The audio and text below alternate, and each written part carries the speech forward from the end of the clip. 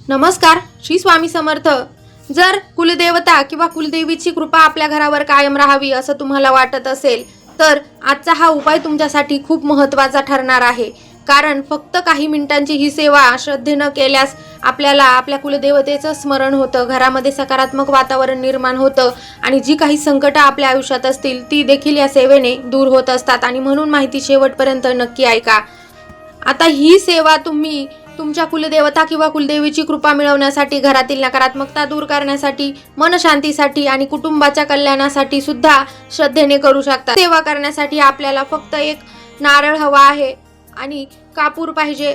भीमसेनी कापूर असेल तर उत्तम, नसेल तर साधा कापूरही चालेल. त्याचबरोबर आपल्याला एक स्टीलचं भांड आणि त्याचबरोबर चौरंग किंवा पाट लागणार आहे. आता सर्वात महत्त्वाचं म्हणजे ही सेवा केव्हा करायची, तर बघा, ही सेवा तुम्ही महिन्याच्या पौर्णिमेला, अमावस्येला, मंगळवारी, शुक्रवारी किंवा इतर कोणत्या शुभ दिवशी किंवा किमान महिन्यातून एकदा आपल्या घरामध्ये ही सेवा आपल्याला करायची आहे. आणि ही सेवा करण्यासाठी आपल्याला आपल्या देवघरासमोर बसूनच सेवा करायची आहे. त्याचबरोबर संध्याकाळच्या वेळेस म्हणजेच साधारणतः 6 वाजेनंतर आपल्याला ही सेवा करायची आहे. आता सर्वप्रथम आपल्या देवघरासमोर आपल्याला आसन टाकून बसायचं आहे. एक नारळ घ्यायचा आहे. तो नारळ आपल्याला सोलायचा आहे. नारळ संपूर्णपणे सोलायचा नाही. नारळाला एक शेंडी आपल्याला ठेवायची आहे. आता हा नारळ आपल्या देवघरासमोर एक पाट किंवा चौरंग ठेवायचा आहे आणि त्यावर एक भांड ठेवून त्यामध्ये हा नारळ आपल्याला ठेवायचा आहे. नारळ ठेवताना नारळाची शेंडी ही आपल्या देवघराकडे म्हणजे देवांकडे येईल अशा प्रकारे नारळ आपल्याला ठेवायचा आहे. नारळ थेट जमिनीवर आपल्याला ठेवायचा नाही. आता नारळ ठेवून झाल्यानंतर नारळाच्या वरच्या भागावर आपल्याला कापराच्या वड्या ठेवायच्या आहे. कापराची एक वडी ठेवायची आहे. आता भीमसेनी कापूर असेल तर उत्तम, नसेल तर साधा कापूर घेतला तरी चालेल. आणि मग त्या नारळावर एक कापराची वडी ठेवायची आहे आणि ती कापराची वडी आपल्याला प्रज्वलित करायची आहे. आता कापूर पेटल्यानंतर आपल्याला शांत मनाने आणि पूर्ण श्रद्धेने एक मंत्र म्हणायचा आहे. तो मंत्र म्हणजे ओम चैतन्य कुलदेवता कुलदेवी जागृत जागृत जागृत स्वाहा. ओम चैतन्य कुलदेवता कुलदेवी जागृत जागृत जागृत स्वाहा. आता जोपर्यंत कापूर प्रज्वलित आहे, कापूर जळत आहे, तोपर्यंत हा मंत्र आपल्याला सतत म्हणत राहायचा आहे. साधारणतः 10 मिनिटं आपल्याला हा मंत्र म्हणायचा आहे. आता मंत्र म्हणताना मनामध्ये कुलदेवता किंवा कुलदेवीचं स्मरण करायचं आहे आणि काही गडबड करायची नाही. शांतपणे आणि भक्तिभावानं, एकाग्रतेने आपल्याला या मंत्राचा जप करायचा आहे. हा मंत्र आपल्या कुलदेवता किंवा कुलदेवीसाठी आहे आणि कुलदेवी म्हणजे आपल्या कुळाचा उद्धार करणारी, आपल्या कुळाचं रक्षण करणारी देवता. आणि म्हणूनच आपल्याला हा मंत्र अतिशय शांतपणे भक्तिभावानं म्हणायचा आहे. मंत्र म्हणत असताना आपल्याला आपल्या कुलदेवता किंवा कुलदेवीच्या फोटोकडे बघायचं आहे. आता तुम्ही हा उपाय करण्यासाठी 7 कापराच्या वड्या सुद्धा घेऊ शकतात.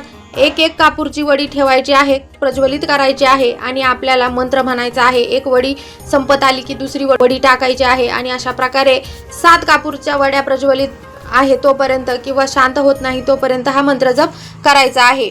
आता कापूर पूर्णपणे शांत झाल्यानंतर आपल्याला आपले दोन्ही हात जोडून मनापासून आपल्या कुलदेवता किंवा कुलदेवीची प्रार्थना करायची आहे.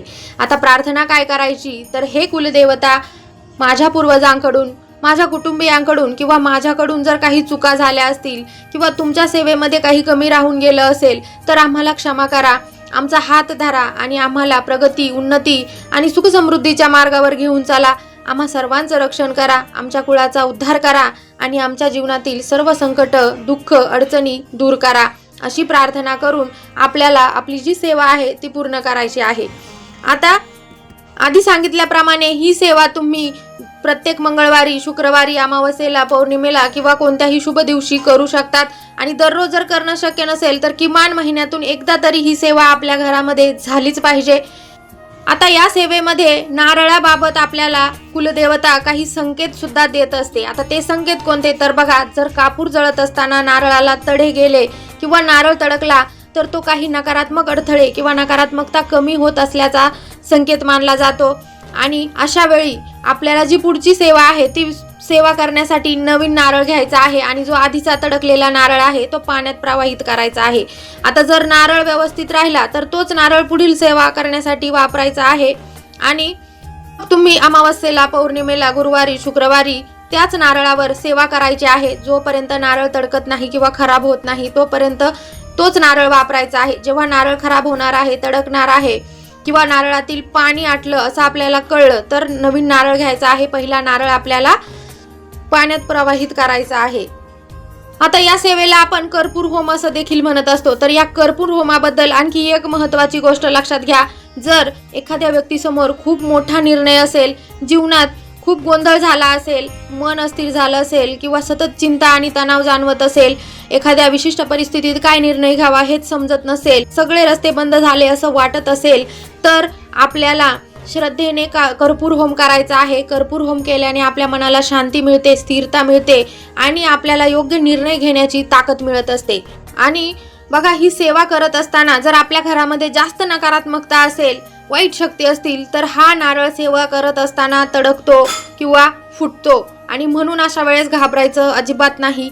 आपली जी सेवा आहे आपल्याला चालू ठेवायची आहे आणि सेवा झाल्यानंतर आपल्याला तो नारळ पाण्यात प्रवाहित करायचा आहे आणि नवीन नारळ आणून पुढच्या वेळेची सेवा त्या नवीन नारळावर करायची आहे.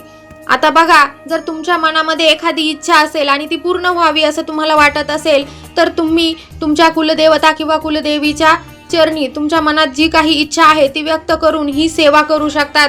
आणि ही सेवा जर तुम्ही अधिक एकाग्रतेने केली, योग्य दिशेने केली, तर तुमच्या ज्या इच्छा असतात त्या नक्की पूर्ण होत असतात. तुमची मनोकामना नक्कीच कुलदेवता पूर्ण करत असते. पण लक्षात ठेवा, कोणताही उपाय हा श्रद्धा, विश्वास आणि चांगल्या कर्मासोबतच फलदायी ठरत असतो. त्यामुळे ही सेवा करताना मनामध्ये कोणताही संशय न ठेवता पूर्ण भक्तिभावाने आणि विश्वासानं आपल्याला सेवा करायची आहे. कुलदेवता किंवा कुलदेवीची कृपा आपल्या संपूर्ण कुटुंबावर राहो. घरामध्ये सुख, शांती, समृद्धी आणि आनंद नांदो. सर्व संकट दूर हो, हीच कुलदेवतेच्या चरणी प्रार्थना. आता व्हिडिओ आवडला असेल तर लाईक करा, शेअर करा आणि आपल्या चॅनलला सबस्क्राईब करायला विसरू नका.